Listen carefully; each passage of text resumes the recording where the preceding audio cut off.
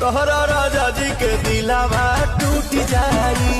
राजा जी के कल रिलीज होने वाले गाने से जुड़ी बड़ी खबर। जी हां दोस्तों, आपका स्वागत है मेरे चैनल ऑसम भोजपुरी पर। वीडियो को पूरा देखिएगा। वीडियो पसंद आए तो वीडियो को लाइक और चैनल को सब्सक्राइब कीजिएगा। दोस्तों, अभी से थोड़ी देर पहले म्यूजिक डायरेक्टर प्रियांशु सिंह, जिन्होंने पवन सिंह के कल रिलीज होने वाले गाने अपना राजा जी के में म्यूजिक दिया है, ने अपने सोशल मीडिया पर एक पोस्ट किया, जिसमें उन्होंने लिखा कि तब काल आग लागिनू 7 बजे हैशटैग अपना राजा जी के।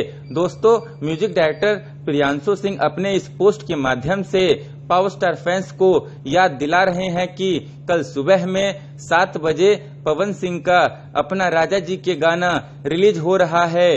दोस्तों, पवन सिंह का यह गाना इस साल का सबसे बड़ा गाना होने वाला है, क्योंकि इस गाने में पवन सिंह का फनी डांस और साथ ही ईशानी घोष के साथ पारिवारिक नोकझोंक से भरा पवन सिंह का यह गाना भोजपुरिया दर्शकों को खूब झुमाने वाला है।